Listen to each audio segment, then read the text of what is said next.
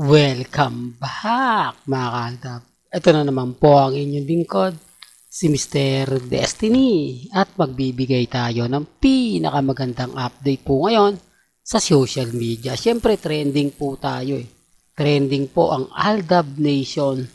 Aldab pa rin. Grabe no? Talagang ito yung lagi kong pinapaliwanag na ang Aldab Nation malakas talaga. Kahit sa mo tignan, kahit sa ang anggulo mo pansinin, talagang nangamamayagpag ang Aldab Nation. Sinasabi ko lang po ito para lang sa kaalaman ng lahat, lalo na nga po sa mga taong dumadaan at bumibisita ko sa channel ni Mr. Destiny na hindi po tayo nagpapatinag at hindi po tayo nagpapaapekto. Bagamat napakarami po nating kalaban, pero hindi po nila magawang mag-trending. Hindi po nila magawang mag-viral. Kaya nga sabi ko sa inyo, konti lang talaga yung Aldab eh.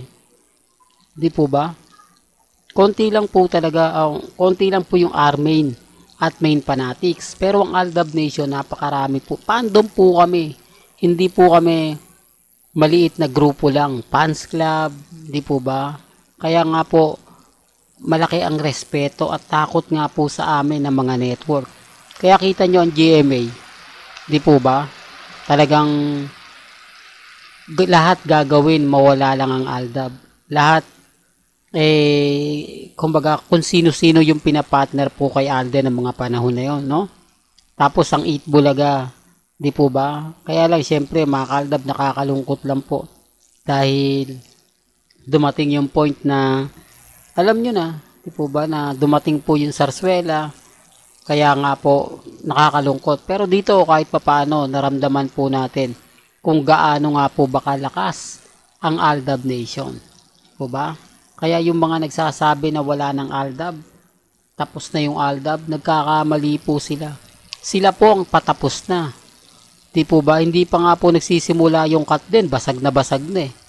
Hindi pa nga po nagsisimula yung real talk yan mga Aldab. Kaya yung mga cut din fans, wala, hindi naman po magtatagal yan. Pagtapos po ng September, o ng November 13, wala na. May kanya-kanya na pong pananaw. Magugulat na lang po sila pag inanunsyo na ni Catherine yung karelasyon niya, di po ba? At kay Alden, medyo matatagalan pa yan. Kasi sabi ko nga po sa inyo, magpapa-presscon pa yan eh. Di po ba? Pag nagpa-presscon yan, yan talagang alam nyo na. Kaya nga itong mga bali-balita na kumakalat po na hindi nga po raw tatanggalin si Mengay dahil marami mga legit dabber cards ang ayaw. Siyempre mga Aldab, mahihirapan po sila. Mahirapan sila na mawala si kumbaga palitan si Mengay kasi wala pang gaanong yung makakakuha ng ginagawa ni Mengay. Wala yung tipong mapapaisip, di po ba, na iisipin po muna nila bago nila gagawin. Siyempre medyo matatagalan yon. Hindi katulad kay Mengay, kung ano lang pumasok sa isip niya, kung anong gagawin niya, talagang gagawin niya. Bahala ka kung masisiyahan kayo o hindi. Yan ang isa sa gusto sa kanya ni Bossing, Henyo Master Joey De Leon, at Tito Sen. Yung mahusay siya di po ba? Mahusay siyang gumawa ng mga eksena na kung saan kayang-kaya niyang dalhin. Di po ba? Kaya nga po nagugulat sa kanya si Bossing at bumibilib po sa kanya si Henyo Master Joey De Leon na hindi po nga talaga nagagawa ng mga ibang artista. Gaya nga po ng pinapaliwanag ko katulad ni Miles, siyempre maiilang siyang gawin yon kasi hindi niya alam kung magkiklik ba o hindi kung magugustuhan ba ng mga audience yung gagawin niya. Ganon din si Atasha. Pero kay Mengay, magustuhan man ng audience o viewers, gagawin ko yan, bahala kayo. Di po ba? Yung tipong proud siya sa gagawin niya na kahit hindi niya pa alam ang kalalabasan. Di po ba? Totoo naman po eh. Pero bago natin ituloy, eto magandang pag-uusap na to, kung bago ka lang sa channel na to, at isa kang true-blooded Aldab Nation na nagmamahal kina Mengay at Isoy, tama po ang channel na pinuntahan mo, kaya consider na po kitang bagong subscriber. At huwag mong kalimutang i-share ang mga video po natin sa mga mami, sa mga titas, at sa mga senyor. Ngayon, balikan natin itong mga issue kay Mengay.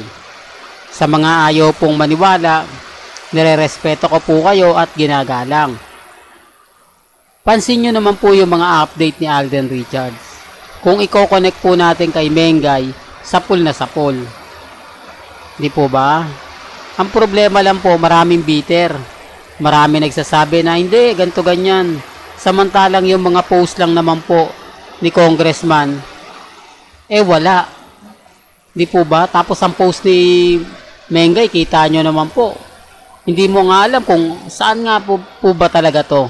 Anong bansa nga po ba talaga ang pinuntahan ni Mengay? Hindi po ba Egypt yan? Di po ba? Pero gaya ng sinasabi ko mga kaltab, may kanya-kanya tayong pananaw. May kanya-kanya tayong opinion. Basta sa akin, tuloy lang po yung update natin. Tuloy lang po yung mga kaganapan.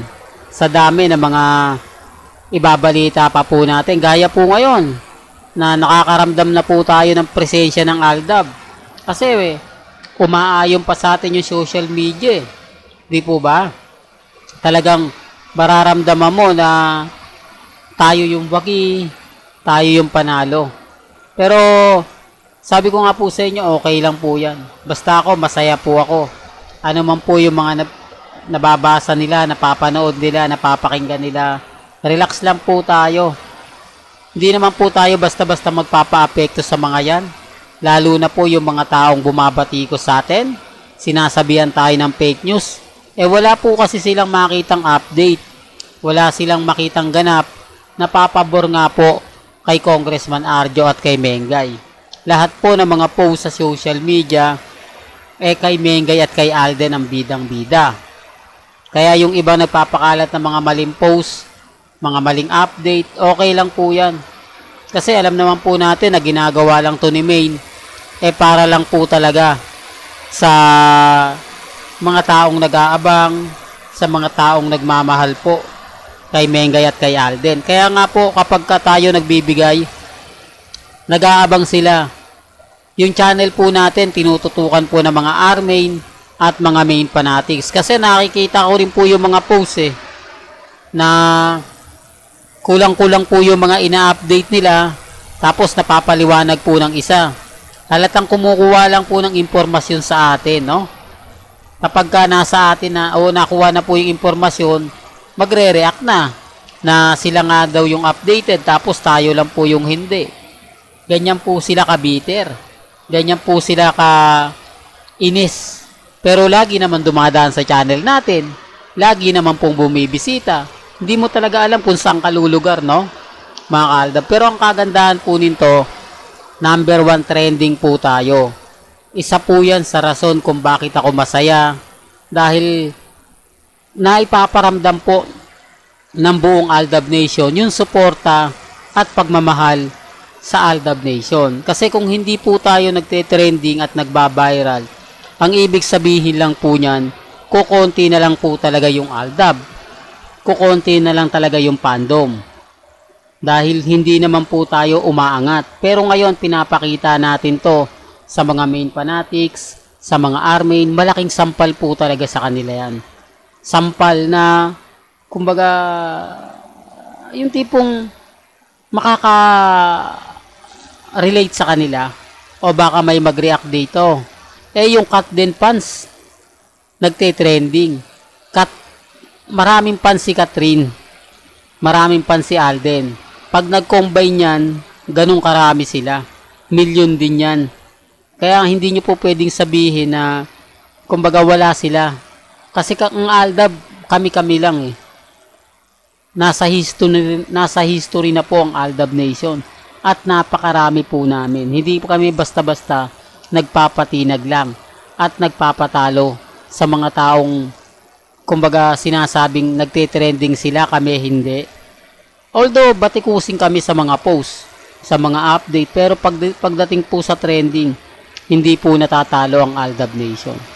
Well, hanggang dito na lang po ang ating latest updates. Kaya kung gusto nyo pa po ng pinaka-latest at sariwang update, abay tumutok lang po kayo dito po sa channel ni Mr. Destiny para updated po kayo sa mga latest at sa mga bagong video po na ilalabas po natin.